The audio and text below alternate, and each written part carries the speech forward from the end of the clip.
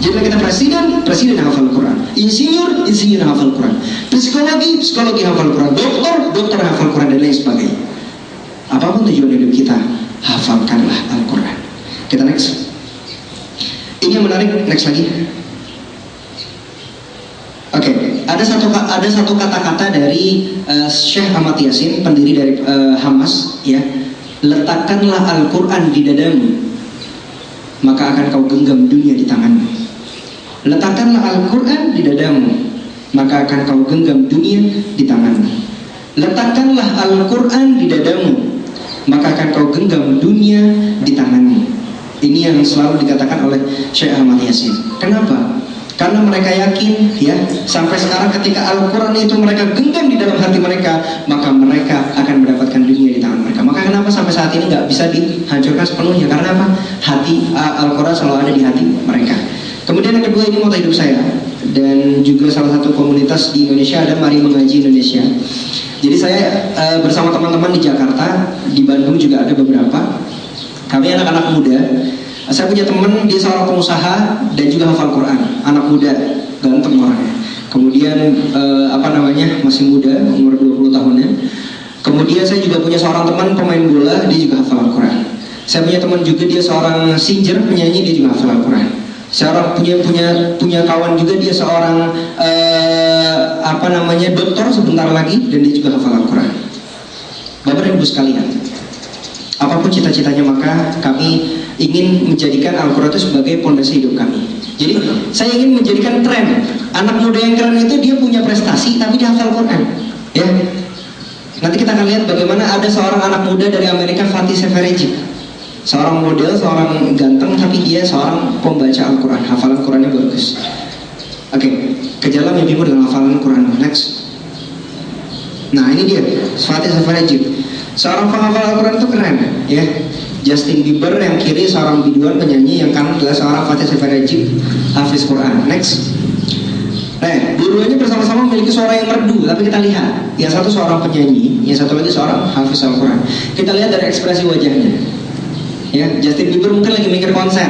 Aduh, besok konser gimana, gitu kan? Aduh, besok ngadepin fans gimana? Aduh, besok pakai baju apa dan sebagainya. Tapi kita lihat seorang Fatih Seferejic, tatapannya, visinya, dan lain sebagainya, dia memiliki sebuah semangat yang luar biasa. Karena apa? Hati, pikiran, dan lisan yang selalu terpaut dengan Al-Quran. Kita next lagi. Nah, ini kata-kata yang menarik dari Fatih Seferejic sebelumnya. Ini sudah sebelum. Oke, lagi. Terus lagi. Sebelum. Oke. Ini kata-kata Fatih Seferejic. It doesn't matter where you live or who you are. The Al-Quran has the ability to affect your heart in one way or another. Ini kata-kata Fatih Seferejic. It doesn't matter, gak peduli who you are, ya, where you live, dimanapun kamu tinggal, or who you are, atau siapapun diri kamu. Al-Quran has the ability to affect your heart in one way or another. Al-Quran akan memberikan pengaruh yang sangat luar biasa bagi diri kamu di dalam satu jalan maupun jalan yang lainnya. Bapak dan Ibu sekalian, saya ketika SD gak pernah yang namanya masuk 10 besar ranking. 15 besar juga jarang. Berarti kalau secara otak rata-rata saya mungkin rata-rata orang, ya, nggak pinter. Tapi dengan izin Allah ketika kelas 6 SD saya mulai menghafalkan Al-Quran. Saya masuk ke sebuah pesantren di Lampung 1 tahun. Kemudian ketika SMP saya masuk SMP normal lagi. Dengan izin Allah ketika bagi rapot semester 1 saya kaget, saya nanya sama gurunya, Bu, ini nggak salah tulis? Enggak, benar, itu nilai kamu. Apa yang terjadi di rapot itu tertulis ranking 1. Sujud syukur saya, Pak. Dan hingga saat itu, dan mulai saat itu hingga saat ini, alhamdulillah prestasi akademik saya terus meningkat. Kenapa? Karena secara gak langsung Al-Quran mencerdaskan otak kita. Itu yang saya rasakan, Pak. Mengapa saya sangat menikmati Al-Quran? Karena kenapa? Karena Al-Quran memberikan kecerdasan dan perubahan yang begitu besar kepada diri saya. SMP saya orang gak pedean, Pak. SD ngomong di depan gak berani. SMP ketika saya masuk ke sekolah SMP, waktu itu ada pidato bahasa Indonesia, bahasa Arab, bahasa Inggris, ya. Tapi saya berani menjadi singa podium waktu itu. Dan alhamdulillah hingga saat ini saya bisa berbicara. Itu karena Al-Quran membentuk karakter seseorang, dan Al-Quran memberikan kecerdasan kepada seseorang. Next. Bapak dan Ibu sekalian, maukah kita memiliki generasi Quran di rumah kita? Saya ingin bercerita. Saya 8 bersaudara, Pak. Abi dan umi saya bukan seorang hafiz dan hafizah. Tapi alhamdulillah kami 8 orang bersaudara, 6 orang diantaranya sudah hafal Al-Quran dengan izin Allah. Jadi untuk menjadikan anak-anak kita hafal Al-Quran, Bapak dan Ibu sekalian punya anak, ingin menjadikan anak-anak hafal Al-Quran, itu sangat bisa Pak. Gak mesti kitanya hafiz Al-Quran dulu, gak mesti. Tapi bagaimana kita membentuk karakter seorang Qur'ani di dalam diri kita, kemudian mengajar kepada anak kita. Insya Allah bisa, ya. Dan dari 8 orang ini, dari 6 orang yang sudah selesai, cara menghafal beda-beda Pak. Jadi yang perlu saya tekankan adalah cara menghafal orang itu berbeda-beda. Bapak dan Ibu sekalian, kalau belajar di sekolah dulu, cara belajarnya sama teman sebangku atau sama teman-teman yang lainnya sama apa beda? Beda. Sama dengan akan menghafalkan Al-Quran. Jadi setiap orang cara menghafal Quran itu beda-beda. Bapak saya, cara menghafalnya beda-beda. Ya, caranya bagaimana? Temukan cara yang paling cocok bagi diri kita, maka kita akan mudah dalam menghafalkan Al-Quran. Ada 3 cara, bukan 3 cara, 3 hal yang dapat menjadikan kita seorang penghafal Al-Quran. Yang pertama adalah temukan metode yang paling cocok bagi diri kita. Jadi Bapak dan Ibu sekalian, nanti selama 5 hari di sini, tujuan utamanya bukan hafal 1 juz. Ini hanya bonus Pak. 1 juz ini hanya bonus. Tapi apa yang dilakukan selama 5 hari ini? 3 hal ini Pak. Pertama, temukan metode yang paling cocok bagi diri kita. Saya dulu menghafal dengan menggunakan metode klasik. Metode klasik itu baca berulang kali kemudian hafalkan, berulang kali hafalkan. Tapi sehari cuma dapat 1 halaman. Itu juga empot-empotan. Kadang dapat, kadang enggak. Tapi ketika saya mengikuti sebuah event daurah Quran, ya, kemudian di situ saya mulai mencari cara menghafal yang paling cocok bagi diri saya. Dan kemudian ketemulah metode tarjamah yang paling cocok bagi diri saya. Kemudian saya mulai menghafal cepat, alhamdulillah. Sehari bisa 1 juz, sehari bisa 2 juz dan lain sebagainya. Tapi itu sebuah proses Pak, nggak ada yang instan dalam dunia ini. Jadi kalau dalam nanti 5 hari nggak dapat 1 juz, jangan kecewa. Yang penting 3 hal faktor ini yang kita dapat. Yang pertama metode menghafal yang cocok. Yang kedua adalah habit seorang penghafal Al-Quran. Kita belajar Pak dari sini Pak. Bagaimana paginya, bagaimana siangnya, bagaimana malamnya, bagaimana adab kita terhadap Al-Quran, bagaimana adab kita kepada orang lain, bagaimana kita menjaga lisan dan lain sebagainya. Ini adalah seorang habit seorang penghafal Al-Quran. Dan yang ketiga adalah bagaimana suasana yang bisa dibangun nanti di rumah. Kita suasanakan seperti ini agar suasana di rumah menjadi suasana Al-Quran. Insya Allah kalau ketiga faktor itu sudah kita aplikasikan di rumah, kayak di karantina Pak. Jadi ini sebagai perdana saja, sebagai gencatan dorongan saja. Nanti ketika di rumah sudah diaplikasikan 3 hal ini, maka insya Allah akan mudah. Ya, Bapak dan Ibu sekalian, next lagi. Nah ini Rasulullah SAW kemudian mengatakan kepada para sahabat, ya wahai sahabatku, sungguhnya ada keluarga Allah di muka bumi ini. Kemudian para sahabat bertanya, siapakah mereka ya Rasulullah? Kemudian Rasulullah menjawab, mereka adalah ahlul Quran dan mereka adalah keluarga Allah dan mereka adalah orang-orang pilihannya. Riwayat Imam Ahmad. Bapak dan Ibu sekalian, maukah kita menjadi keluarga Allah di muka bumi ini? Ya. Ketika kecil saya sering diceritakan oleh umi saya, Kak, ada seorang sahabat Nabi namanya Usaid bin Hudair. Diceritakan kisahnya. Suatu saat Usaid bin Hudair malam-malam itu lagi duduk di pendopo rumahnya, di halaman rumahnya. Kudanya tertambat di samping rumahnya. Ketika Usaid bin Hudair sedang membacakan Al-Quran, وَمَا تَفَرَّقَ الَّذِينَ أُوتُوا الْكِتَابَ إِلَّا مِنْ بَعْدِ مَا جَاءَتْهُمُ الْبَيِّنَةُ. Tiba-tiba kuda tersebut meringkik. Berhenti Usaid bin Hudair karena kaget. Kemudian dibacakan lagi kemudian ketika berhenti, kudanya ikut berhenti. Terus dibaca lagi Al-Qur'annya. Innal ladzina kafaru min ahlil kitab wal musyrikin fi nari jahannam khalidina fiha ulaika hum syarrul bariyah. Meringkik lagi Pak, terus dia berhenti lagi membaca Al-Quran, berhenti lagi kudanya Pak, terus sampai 3 kali seperti itu. Dan ketika dia menatap langit, langit berubah menjadi terang dan bagus banget, indah pemandangannya. Karena takut, dia selesai, dia masuk ke rumahnya dan dia tidur. Besok paginya diceritakan Rasulullah. Rasulullah SAW berkata, wahai Usaid bin Hudair, tahukah engkau apa yang kau lihat di langit saat itu? Itu adalah sayap-sayap dari malaikat yang sedang menyaksikan bacaan Al-Quranmu. Dan jika engkau melanjutkan bacaan Quranmu sampai pagi, maka niscaya kami semua umat muslimin dan seluruh umat muslimin yang ada di muka bumi akan dapat melihat sayap-sayap malaikat yang sama di seluruh muka bumi. Subhanallah. Saya merinding Pak dengar itu ketika kecil. Namanya sama Usaid, ya. Dan mulai saat itu saya semangat. Jadi coba Bapak dan Ibu sekalian, kepada anak-anak kita, jangan jadikan Al-Quran itu sebagai horor, Pak. Saya serem kadang ngelihat ada seorang orang tua, baik sih emang baik, ngajarin Al-Quran, anaknya Al-Quran, tapi kadang mainnya pukul, atau kadang mainnya, ayo duduk sini, nggak bisa. Jadi anak itu ada yang tipenya dia lari-lari. Nah, kalau anak yang suka tipenya lari-lari kayak gitu, coba ajarin menghafalnya dengan cara kinestetik yang tadi itu. Habiskan dulu energinya. Jadi kami sekeluarga 6 orang itu yang sudah selesai, nggak sama ngafalnya. Saya tipenya tarjamah, ya, dengan tarjamah. Adik saya 2 orang ada yang dengan metode gerakan, dia selesai 30 juz dengan gerakan. Karena dia nggak bisa yang namanya duduk manis, dia nggak bisa.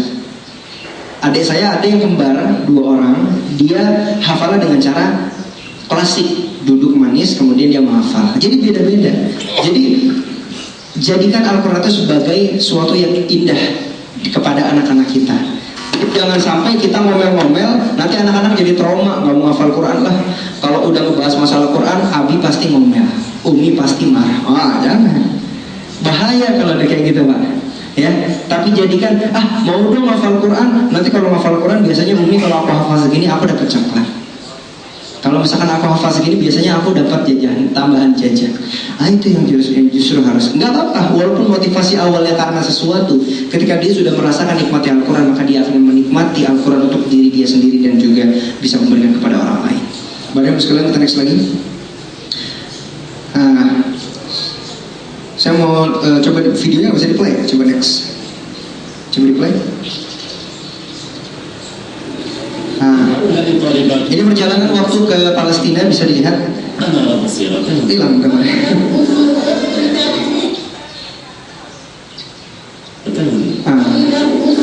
Ini orang buta, Pak. Orang buta di Palestina menghafal dengan Quran Braille. Di Indonesia juga ada. Di Indonesia juga ada. Di Indonesia juga ada orang yang menghafal dengan Braille. Tapi saya mau tanya, Pak, ada orang Palestina tuli, bisu, ngafal Qurannya caranya gimana, Pak? Dia bisu, nggak bisa ngomong, dan dia tuli, nggak bisa ngedengar. Cara ngafal Qurannya gimana, Pak? Ada yang tahu? Dicepetin aja. Cara ngafalnya dengan cara sini, kejauhan, kesini. Lagi terus.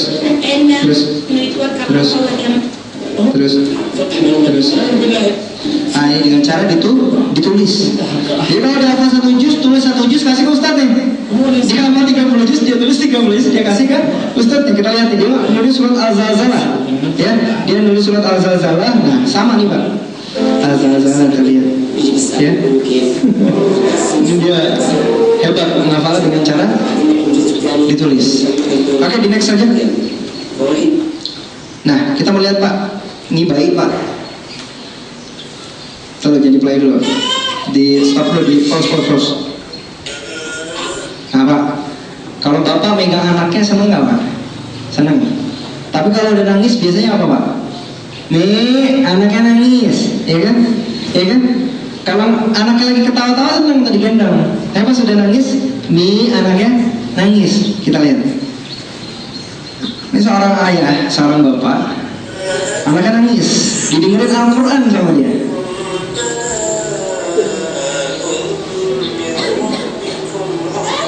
Tidur, Pak.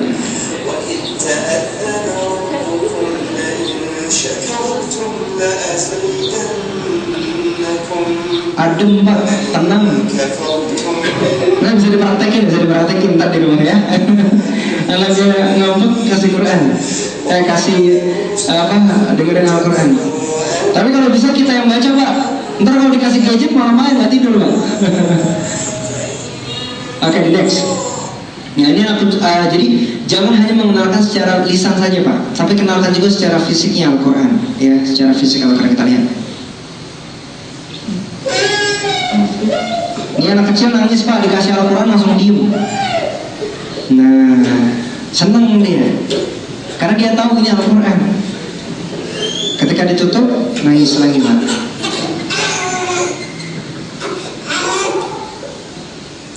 Nah, senang lagi Pak dia.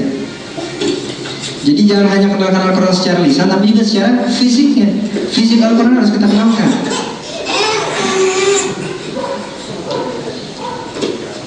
Nah, so dia bahagia Pak, senang rasanya.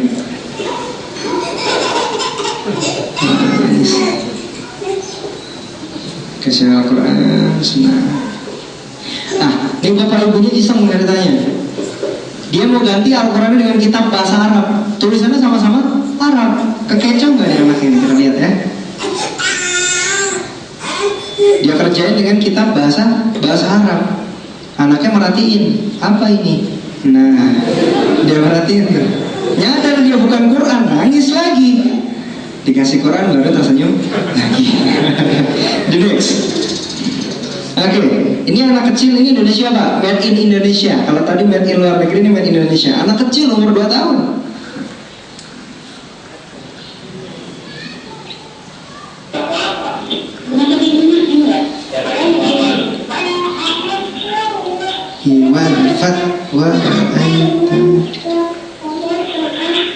Coba lihat Pak, dia baca surat apa, buka Qurannya surat apa Pak?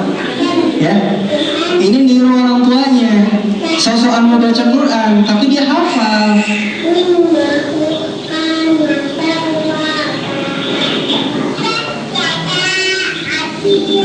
Mungkin dia ngeliat abinya atau ngeliat uminya gitu kan, baca Qurannya kayak gitu. Dia buka, dia sambil baca.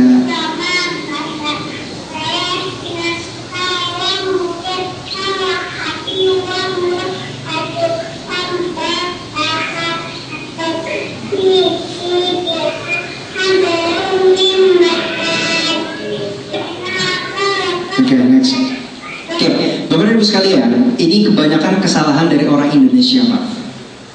Kebanyakan orang tua ketika mengajarkan Al-Quran kepada anaknya. Coba, kenapa di luar negeri, di Arab Saudi dan lain sebagainya, itu anak-anak umur 5 tahun bisa hafal Quran Pak? Ternyata kuncinya bukan karena mereka orang Arab, bukan. Kita tahu Musa, umur 5,5 tahun dia sudah hafal Quran. Ternyata tipsnya adalah dengan talaki Pak. Anak kecil itu umur 3 tahun sampai 5 tahun itu indera pendengaran itu lagi masa-masa emasnya. Kalau kita dengarkan Al-Quran, maka dia akan dapat men-save dengan baik.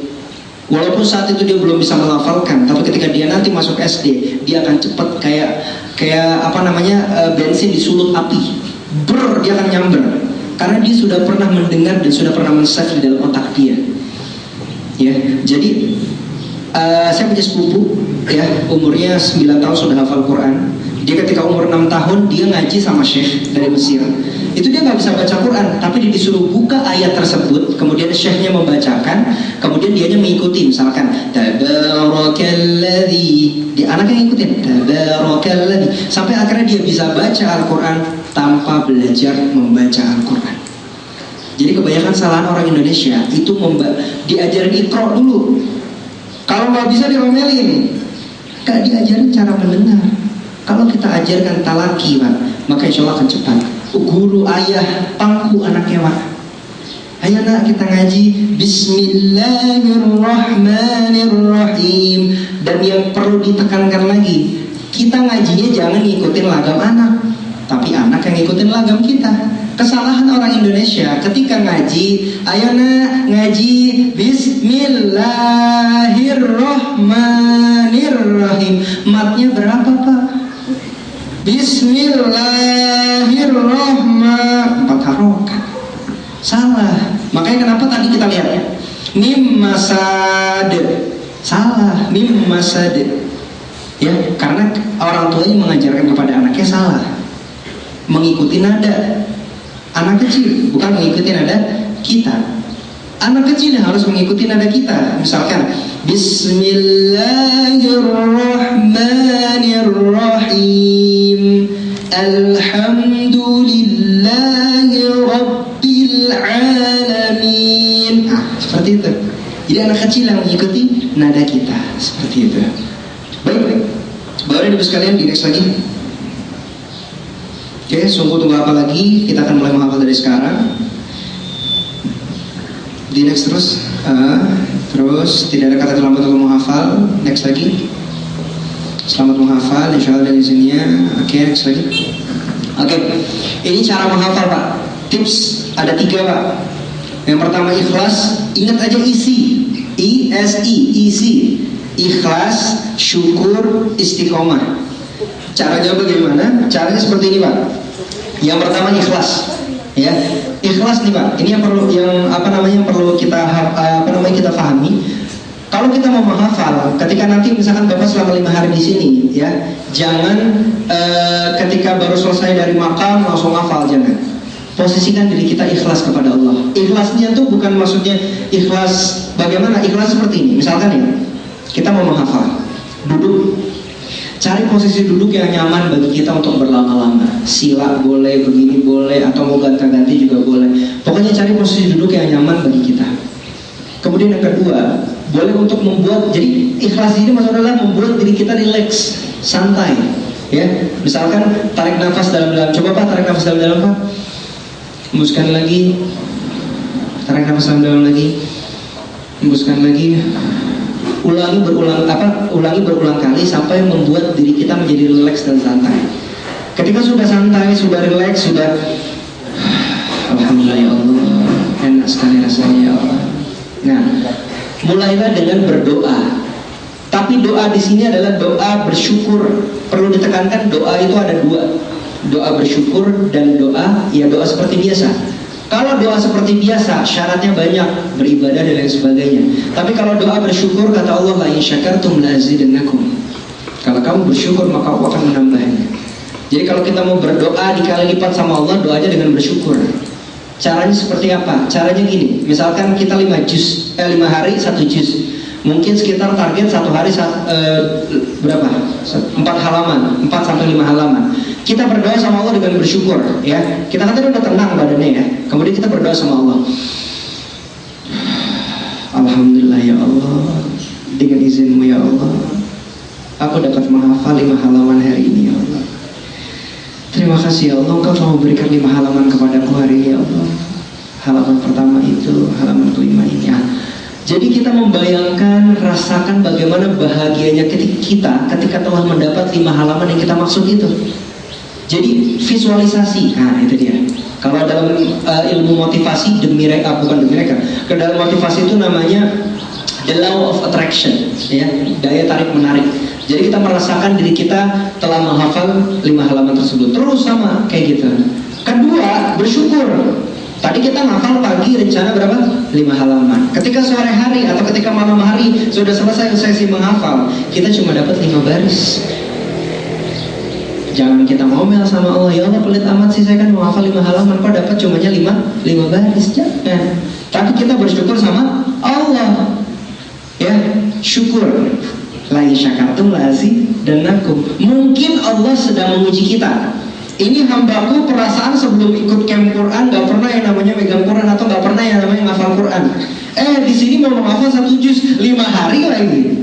Enak-enak gitu kan bahasanya. Nah, Allah mungkin sedang menguji kita. Hari ini kita hanya dikasih 5 baris. Akankah kita bersyukur atau justru kita kufur? Kalau kita bersyukur, maka insya Allah besok harinya Allah akan kasih kita 5 halaman atau mungkin lebih. Tapi kalau kita kufur, inna adabi lasyadid, kata Allah, azabku sangat pedih. Ya, jadi kalau kita kufur mungkin kita nggak akan dapat melanjutkan hafalan kita seperti itu. Jadi bersyukur. Yang pertama adalah ikhlas. Kita sudah berdoa paginya sama Allah, malam harinya kita cuma dapat 5 baris. Alhamdulillah ya Allah, aku dapat 5 baris hari ini ya Allah. Terima kasih ya Allah. Bersyukur sama Allah. Mudah-mudahan besok Engkau memudahkan aku kembali dalam menghafalkan Al-Quran, dan besok harinya insya Allah akan memudahkan. Udah syukur, kemudian istiqomah, ini yang paling penting. Mungkin di daurah Quran ini 5 hari bisa istiqomah, tapi yang jadi soalnya ketika udah di rumah nanti, udah di Jakarta nih, istiqomah nggak? Ya, mungkin hari ini kan besok misalkan udah pulang nih dari daurah Quran pagi hari, wah semangat nih, kemarin Ustaz Soleh udah ngasih nih oh caranya kayak gitu, oh iya, paham. Seharian tuh udah bagus, seminggu udah bagus, pas minggu selanjutnya, aduh capek terus kayak gitu. Jangan, tapi istiqomah ya. Kasih target yang nggak usah terlalu tinggi, pendek-pendek saja, yang penting kita istiqomah seperti itu ya. Insya Allah kalau misalkan sudah 3 hal yang kita lakukan, maka insya Allah akan mudah dalam menghafalkan Al-Quran. Untuk cara, banyak sekali caranya, nanti bisa konsultasi sama Ustadz ya. Ada cara kinestetik, ada cara tarjamah dan lain sebagainya, boleh dikonsultasikan dengan Ustadznya. Kalau saran saya, pertama coba coba semua metode yang dikasih sama Ustadz. Caranya adalah misalkan nyoba metode kinestetik, Bapak caranya gimana cara hafal? Oh gitu, nggak enak, nggak cocok sama saya. Bapak cara hafal gimana? Oh gitu, nggak cocok sama saya. Bapak cara hafal gimana? Oh gitu, ini cocok nih. Kayak gitu caranya. Jadi kalau kita sudah klik sama suatu metode, maka insya Allah akan mulus jalannya, akan mudah dalam menghafal ya, seperti itu. Klikkan atau temukan metode menghafal yang cocok bagi diri kita, maka insya Allah kita akan mudah dalam menghafalkan Al-Quran. Terima kasih, saya Ustaz Rahman, mudah-mudahan dapat bermanfaat bagi kita semua. Apabila ada yang salah dari diri saya pribadi dan kebenaran dari Allah Subhanahu wa taala, wassalamualaikum warahmatullahi wabarakatuh.